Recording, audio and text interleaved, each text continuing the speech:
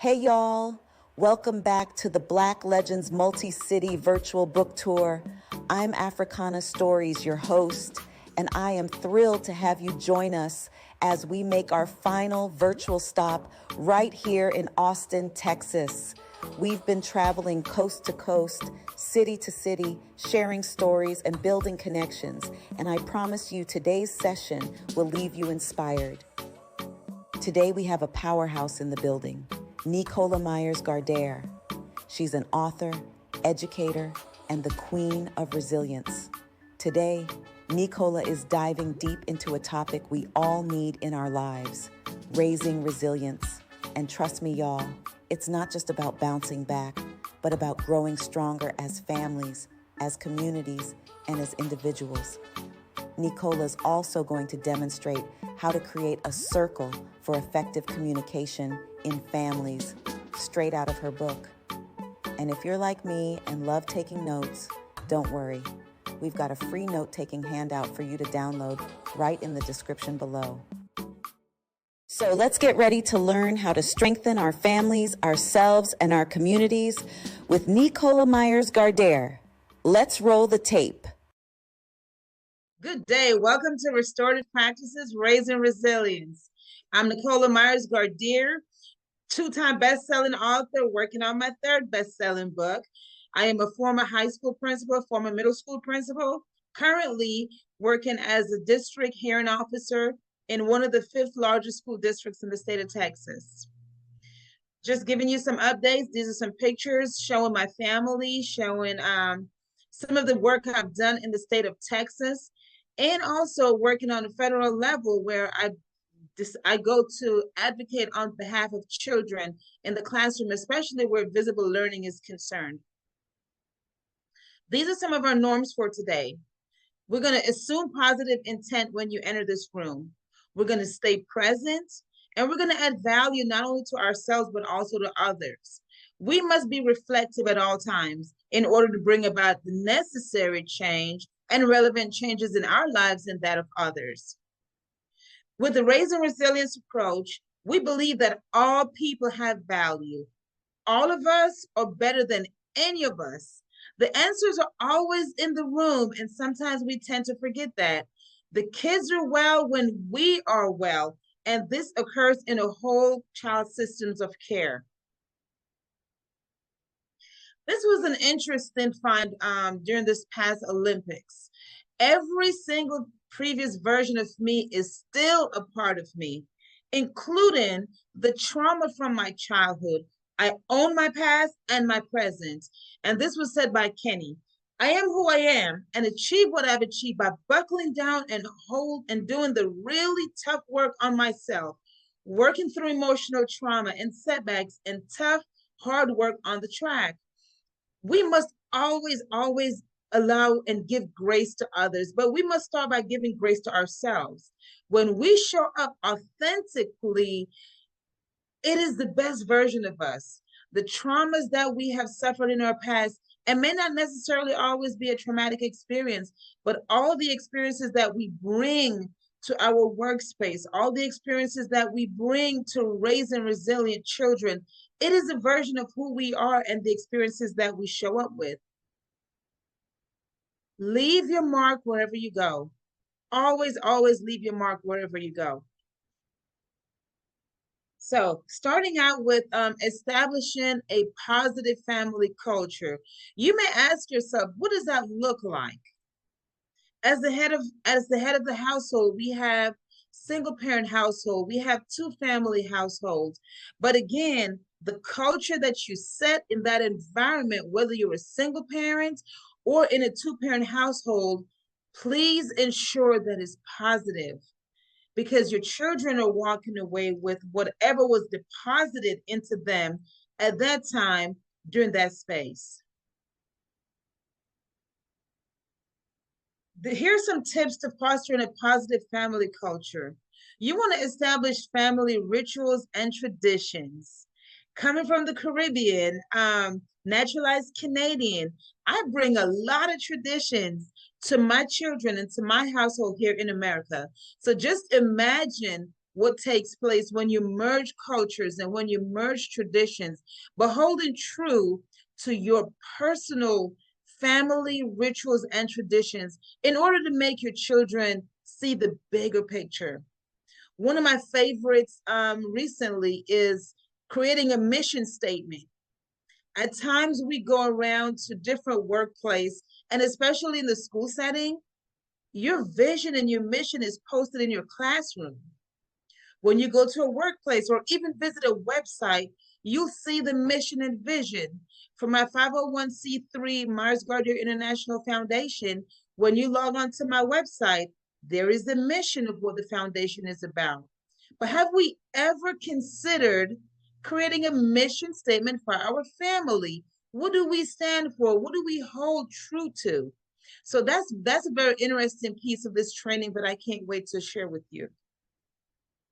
Emphasize spending quality time together. I am getting closer to retirement, and the closer I get to retirement is the more I'm inclined to not only spend time with my grown children, but also to my grandchildren. And that has created a space in our family that's untouchable. Majority of the people know that on Sundays, you'll find me having dinner with not only my grown children who have moved out, but also my grandchildren who are adding so much value and so much light into our life. Foster a sense of teamwork and cooperation. As much as I would like to think I handle things around here and I run things around here, nothing happens without the team, without the family, meaning the children. Nowadays, I really reach out to my children, my sons, 30 and 27. There's certain decisions that I'm making that's going to affect the family long term. And I'll text them and say, hey, what do you think about this? Or take a look at this. How does it look to you? Give me some feedback. We're never too grown and we're never too far ahead and we're never too experienced to seek feedback and create a sense of teamwork and cooperation in our family. Because again, we're planting seeds. And in my family, we're planting Black seeds to affect a generation of all culture. Encourage open communication and active listening. One of my hardest jobs as a parent was when the boys were younger, is taking that time to just stop and listen. Because we have so much going on, and before you get home and the sun sets, it's time to get up again.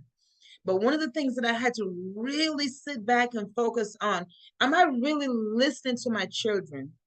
Because in order for us to raise resilient children, we have to be all in, meaning open communication and actively listening to what the children are saying. In order for me to step back at night and reflect, I had to have heard what they said. So that is very crucial when we're raising resilient children. This is my family.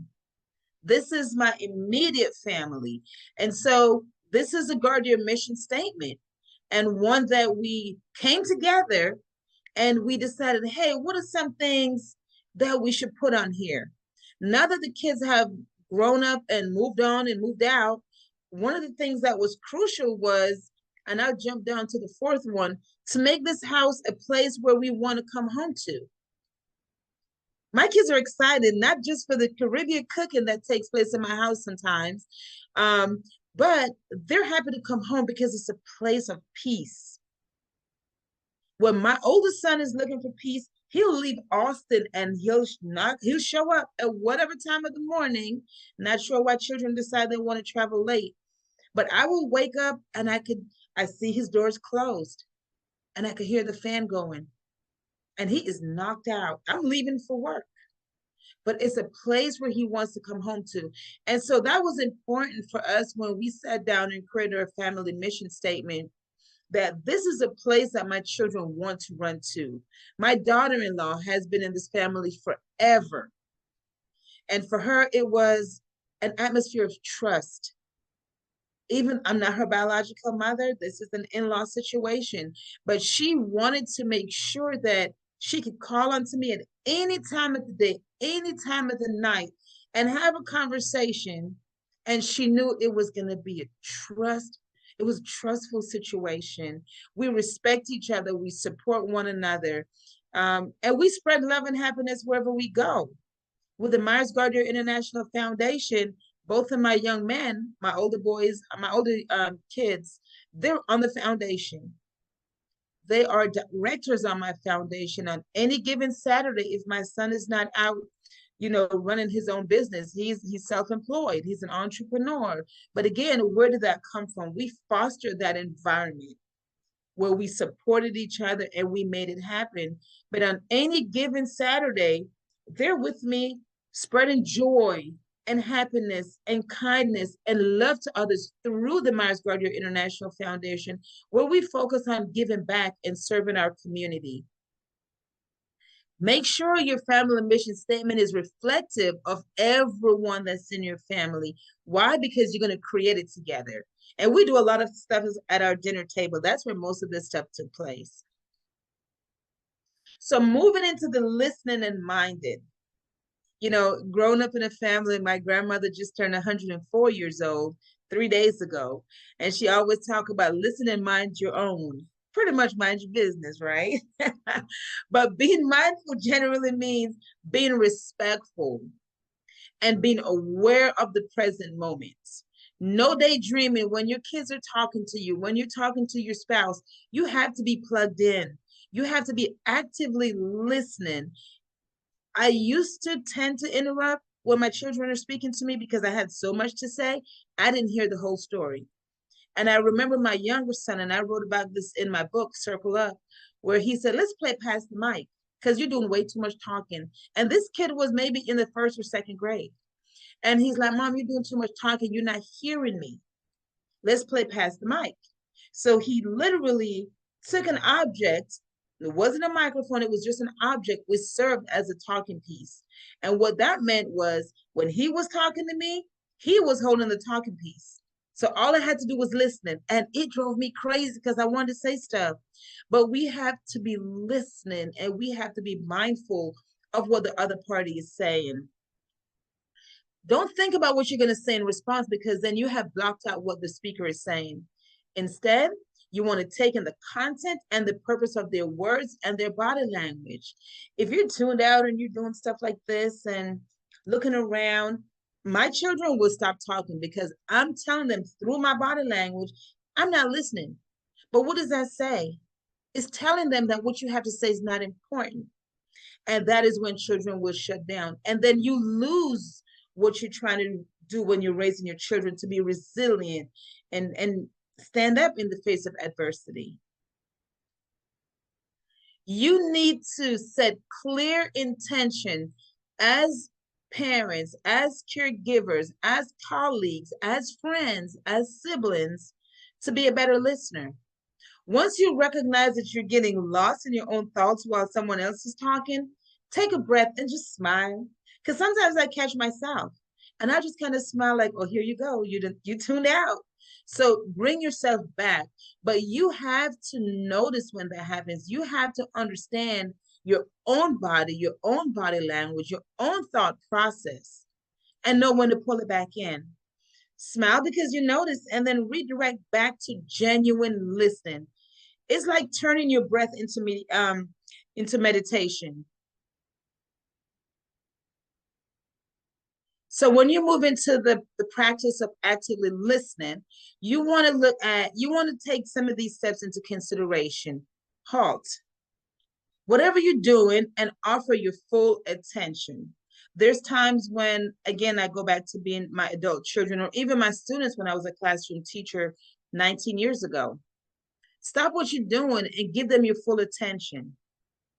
A lot of times parents always talk, when the children are younger, they're pulling your skirt. Mom, mom, mom. They're telling you they know at 2 years old you're not listening to them. So in order for them to get your attention, they're having to pull on you. And then you're wondering and please go back and revisit, be reflective. Go back and revisit some of these moments when your children were pulling on your skirt, or when your nieces or nephews, if you don't have children, were pulling on your skirt to get your attention. They know. So you have to stop what you're doing and give them your full attention. Enjoy your breath as you choose to receive what is being communicated to you, whether you want to hear it or not, because sometimes It's going to be some hard truth and some hard reality that's coming your way, but you want to make sure that you're taking it in. Ask yourself if you really know what they mean, and if you don't, ask for clarification. I don't understand what you're saying. Break it down to me.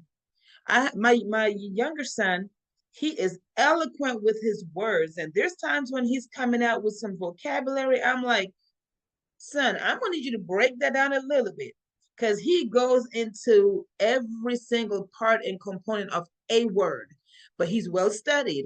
I have a master's degree in English, and I'm still having to ask him to break it down. So don't think that we're ever above asking for clarification or for someone to restate. You might be surprised at what you discover. Reflect back to them what you heard. That is a key component of active listening. This really communicates to the student or to the child in your home or to your spouse. I heard you. I heard what you said. So please be mindful of that. Here's some listening and some minding tips that you want to pay attention to. You want to offer choices. Teach the art of compromise. Model respectful communication. You want to offer praise. The instructions should be age appropriate. So the way I communicate with my 2.5-year-old grandson is not the way I communicate with my 9-year-old granddaughter, or the way I communicate with my 30-year-old son is not the way I communicate with my 27-year-old, because of their experiences. With my oldest son being an entrepreneur, he has lived his experiences.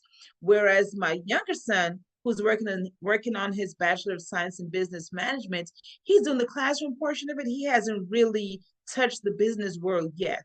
So again, my conversation is going to look different with both children, or with the grandchildren, or with my colleagues.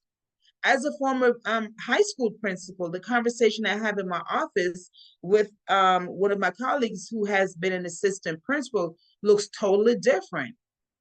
They have not lived some of these experiences yet. So I have to make sure that my communication is respectful, and I'm modeling respect at all times, not discounting or refuting anything that they've been through, because their experience is their experience, and they're going to show up their authentic self with what they've been through or what they have lived.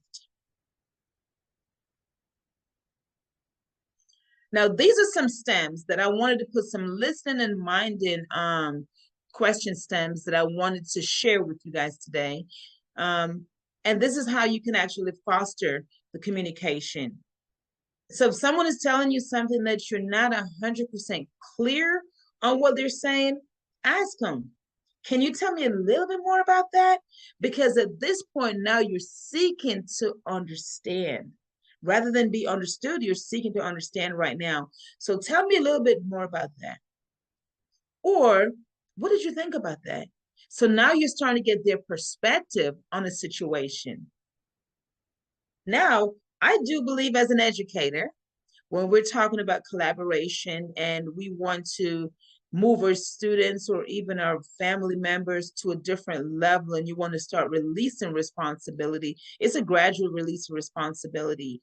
But here's where you start involving your family or your children into the outcome. What do you think is the best path moving forward? The answers are in the room already. The answers are in the room. So ask them, and you want to make this a collaborative thing. So what do you think is the best path moving forward? And you'll be amazed at what they come up with. Well, I think we should try this.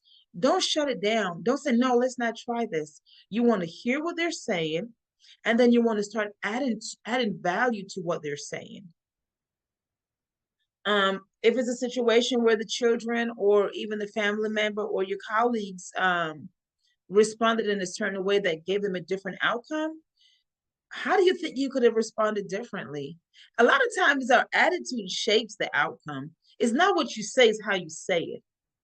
So if you become accusatory when you're responding to someone, or you're in denial rather than take responsibility for what's going on, how do you think you could have responded differently to get a different outcome? The teacher said something to you at school, and you went off on the teacher using profanity, or snapping, or you walked out the classroom slamming the door behind you, and now you have a referral. How do you think you could have responded differently in that classroom? Because now we're at home and we're having a conversation, because we're trying to raise resilient children that's going to stand up in the face of adversity, that's going to make their own choices, regulate their own behavior, whether we're there or not. So how could you have responded differently in that situation? Because now we're home having conversations. Depending on how they responded, how did you feel after you responded that way? Did you feel a sense of power? Did you feel belittled? Did you feel you were not prepared? Because remember, we have to prepare our children for what they may face out there in society, but let them be a part of it. The answers are in the room. And we have to always remind our children, we can do hard things. I do hard things every day. Do I want to? No. But it's going to make you stronger in the end, because we have to tell ourselves, I can do hard things, regardless of what that looks like, because at the end of the day, I'm going to come out empowered. I'm going to come out more resilient. So just some things that we want to pay attention to. You want to establish a respectful environment. What do you want from that person? In our homes, we want to raise the next generation that's going to be respectful, that's going to be resilient, that's going to be honest, that's going to be kind, that's going to be loving. But it starts in the environment. If that environment is not exuding respect, how do we expect the children to go out and show respect in any environment? It starts at home. So how do you show respect? As a society, we value respect because we believe we are worthy of love and others are worthy of love. One of the best ways to teach our children respect is through modeling. It is through modeling. Regardless of what's going on in my home, how I respond, believe it or not, the little 9-year-old granddaughter is starting to behave that way. And I just sit back and I smile because I know it's the environment she's been raised in where she's seen this. Mistrust often comes from early life experiences. Helping you make sense of your own experiences and beliefs will help you model respect. I mentioned earlier in the conversation, my grandmother just turned 104 years old. Can you just imagine all my life up until right now and tomorrow and the days to come, I've been able to sit courtside and watch what respect looks like. Please, please be mindful of how you're communicating, how you're behaving in your household, how you're behaving at work. Because in my home, I come home and we talk about my day at work. Ask your children, how was your day? So again, we want to make sure that you're making sense of your own experiences, and that will help you. So I've had a phenomenal model in my grandmother and my parents, but not everyone has that same experiences. So we also have to give grace, and we have to model, and we have to find ways to help the children who have not had that experience. As a parent, you're coming in with your own trauma. You may have been in a situation of abuse. You may have been in a situation of neglect. And now you're sitting back thinking, well, how do I model and how do I show something when I didn't live it? Because remember, it shapes what you're bringing into this household. Plug into a training such as this.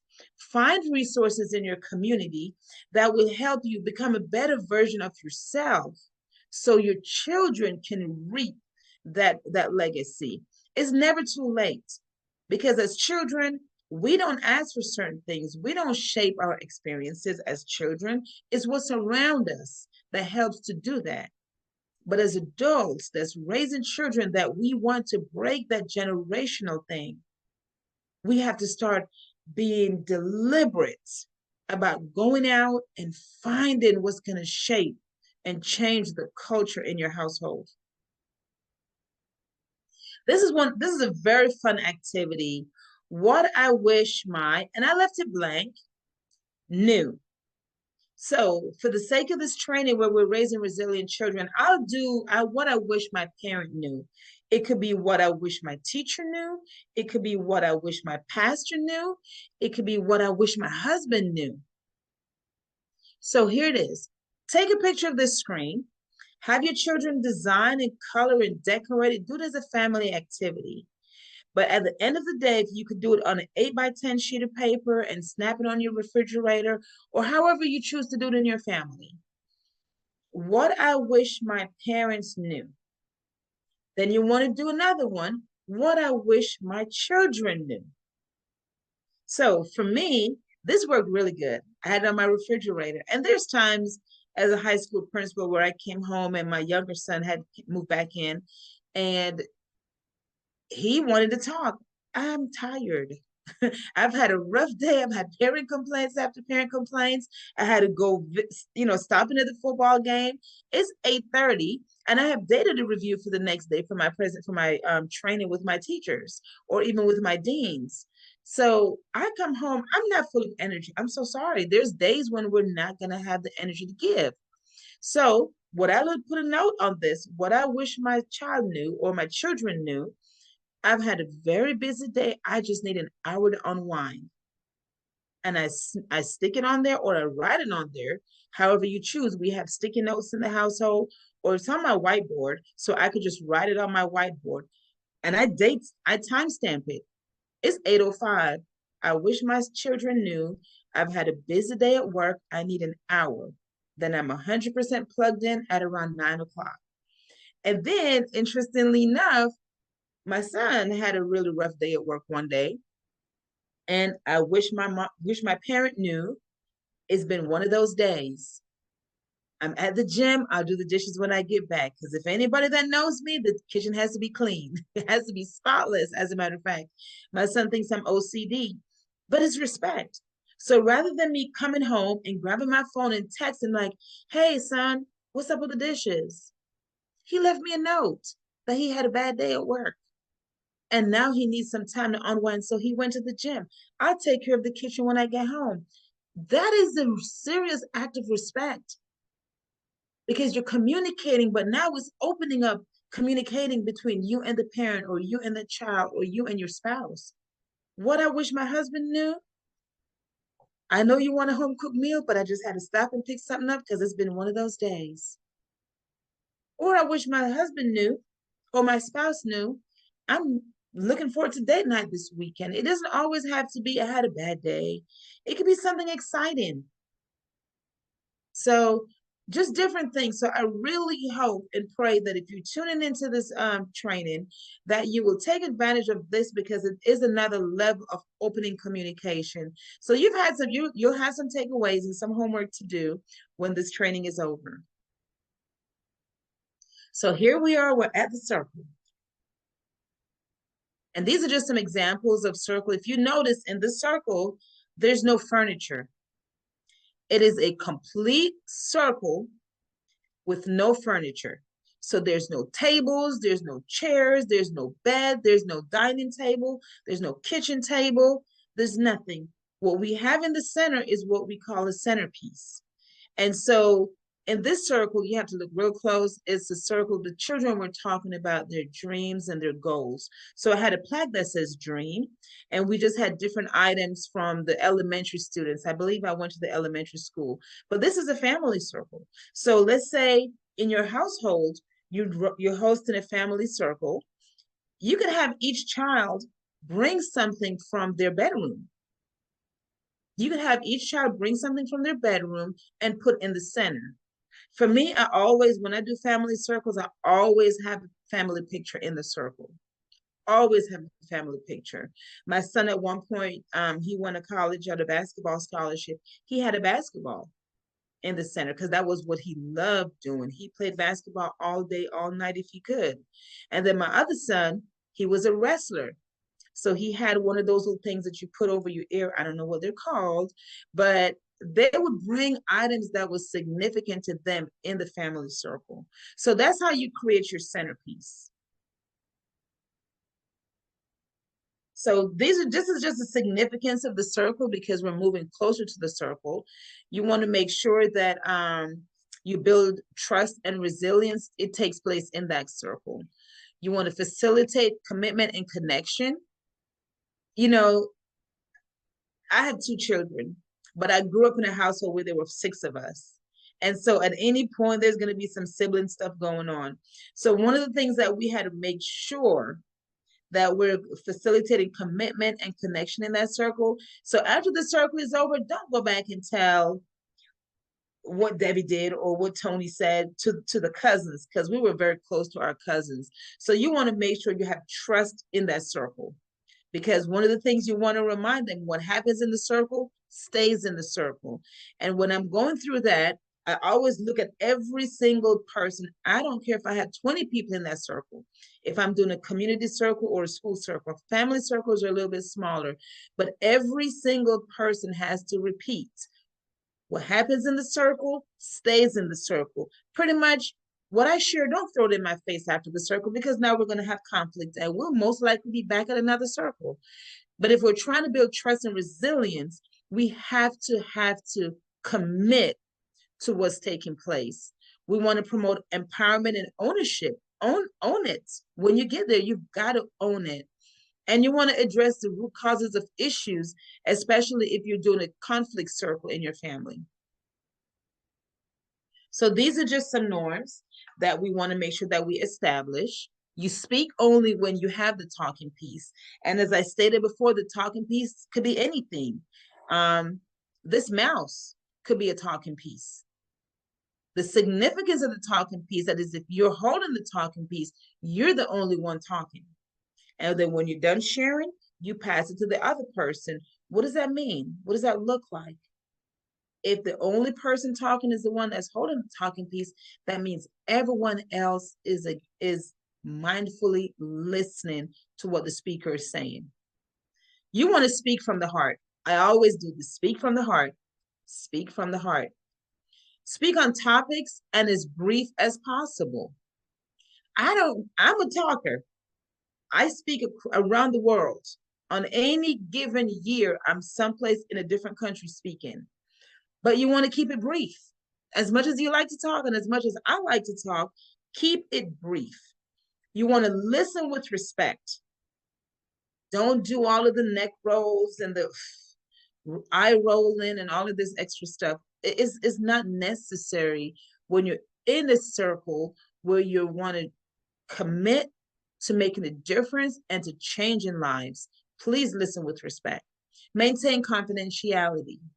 Maintain confidentiality. I'd like to say what happens in Vegas stays in Vegas, but that's an old saying that doesn't really hold true, because people come back from Vegas and tell the business anyways.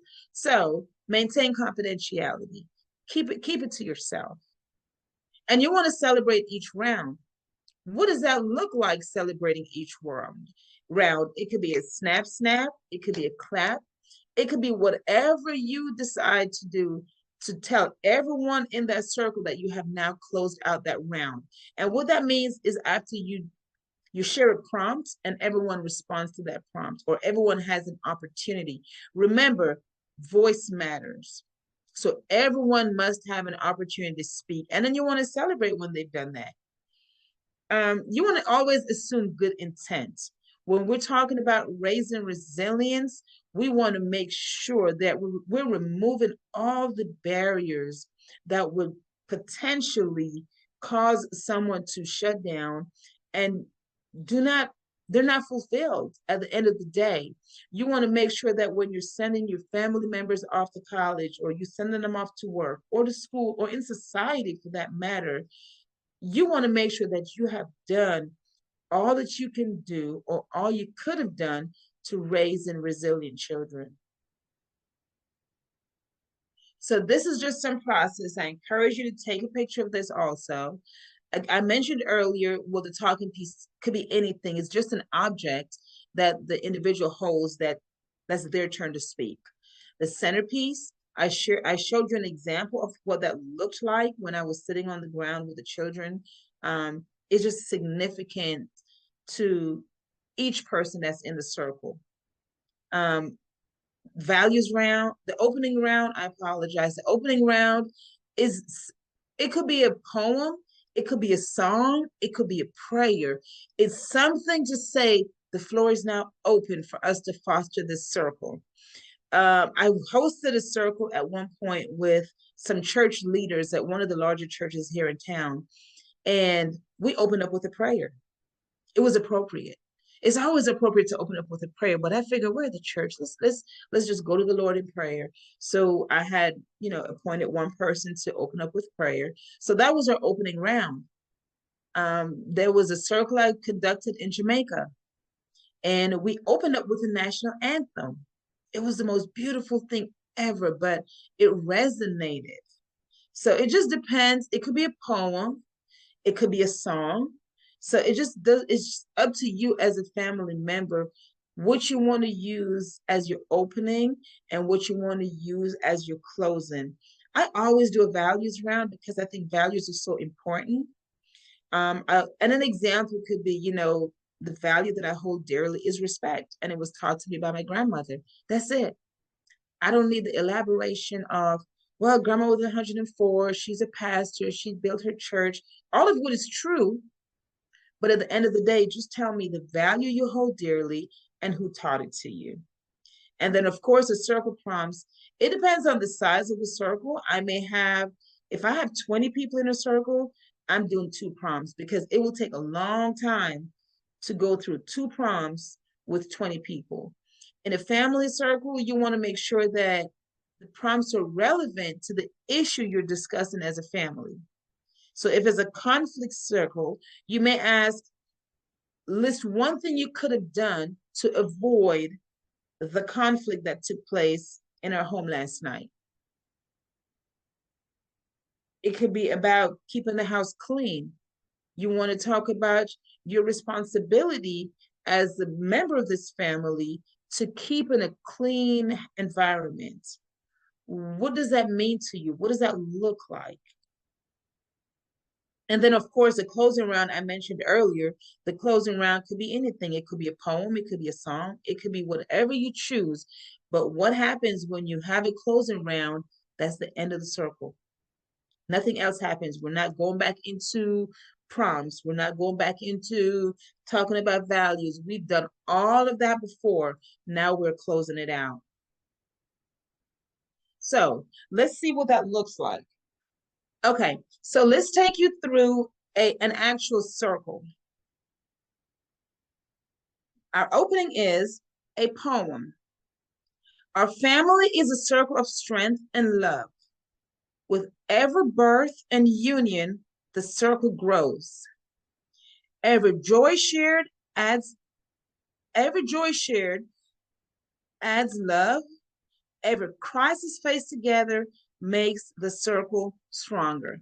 I love that for a resilient circle because it talks about the bond and what it's going to take to build a stronger family unit. So that is a very short poem that I found that I thought was very relevant to resilience.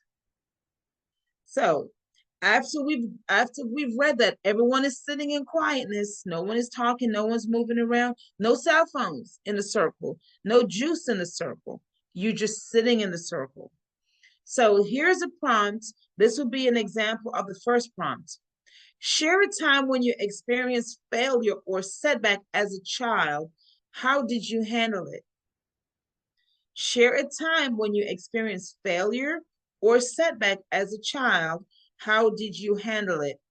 And I read it twice for a reason, because someone may have been distracted in their own mind. So you want to make sure that every single person has heard it. Give them a few minutes. And it depends. If your family has done circles before, or if this is your first time, you want to always start out modeling. So a time when I experienced failure or setback as a child was, I was really keen on my position or my rank in the class. And I went from a rank 1 to a rank 3. And I just about cried the entire day. And I remember going home and telling my mom, this is not right. This is not fair. And mom was like, but you've got to reflect. What caused your rank to shift? And so I had to really start focusing on, I call it my competitors, who my competitors were. And what was I going to do different? Make sure that everything I turned in looked a certain way. These are my thoughts right now. But in a circle, I'm not going to share all of that. So I kind of modeled to you just now what oversharing looks like. And just imagine if everyone had to take you through that. So to respond to this prompt and to keep it going in the circle, a time I experienced failure or setback as a child was when my rank shifted from 1 to 3 in my third grade classroom. And I handled it by buckling down and made sure that every assignment I turned in was well thought of, well put together, and answered every single thing that the teacher asked for. That's how I handled that setback.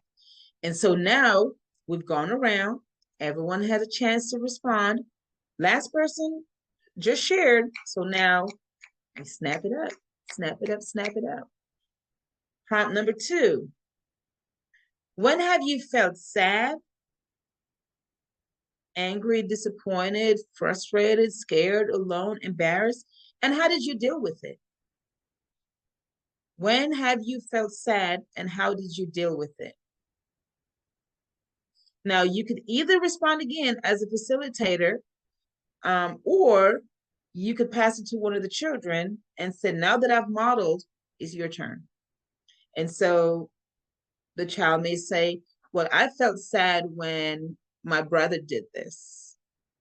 I felt sad when I had to do the dishes 2 days in a row when my brother was supposed to do the dishes. How did you handle it? I spoke to my mother about it. So this is what it should sound like. When have you felt sad and how did you deal with it? I felt sad when we lost our pet cat. I dealt with it, one, by crying, by talking to my mom, and then I talked to my counselor when I went to school. Everyone had to share when they felt sad, and you could look at the words, whether it was angry, disappointed, scared, alone, or embarrassed. They could pick any one of those and talk on it. Everyone had a chance to share. Now we're going to snap it up. So now that we've only worked with 2 prompts for this circle, because it was a larger circle, I'm going to say it was Thanksgiving, and all the family members were over. Now I'm going to close, and I'm going to close with a poem. In our family, we do second chances. We apologize, we forgive, we respect each other, and we never give up. We keep our promises, we encourage one another, we laugh often, and we value hard work when we listen to each other. We expect great things in this together. Now, we can clap, we can hug, but that completes this completes our circle. Let's stay social, let's stay relevant. Please email me at ngardere@m.com. If you'd like some more information, you can find my book, Circle Up, Let's Talk. It goes through the entire restorative discipline practices for today's educator or family member. Please, you can find it on Amazon. My LinkedIn is Nicola Gardere. And the Myers-Gardere Foundation that provides free training in the community on raising resilient children. Please reach out to me at MyersGardereFoundation.org. That is our website. Thank you so much. Enjoy the rest of this Black Seeds Legend Tour. You will be blessed. You will not be disappointed. Have a great rest of your day. Wow. Nicola brought the house down with that one. From resilience to those powerful circle sessions, I know I took notes. And speaking of notes, don't forget to download your free note-taking handout in the description box if you haven't already. Nicola, thank you for showing us how to build stronger families through better communication and resilience. This was exactly what we needed to take with us as we move forward. Now, y'all, the journey doesn't end here. Our next stop takes us across borders to Amsterdam on November 2nd, where we'll be having a crucial conversation about women's health, featuring a live game show moderated by none other than my AI friend, Roxy. And you will finally meet the mastermind behind Roxy, Renee Waters, founder of the Renaissance period. It's going to be all about menstrual health, real talk, real issues, and real solutions. So make sure to tune in, stay engaged, and continue riding with us on this Black Legends tour. I'll see you soon for our next virtual adventure. Until then, stay resilient and keep those stories flowing.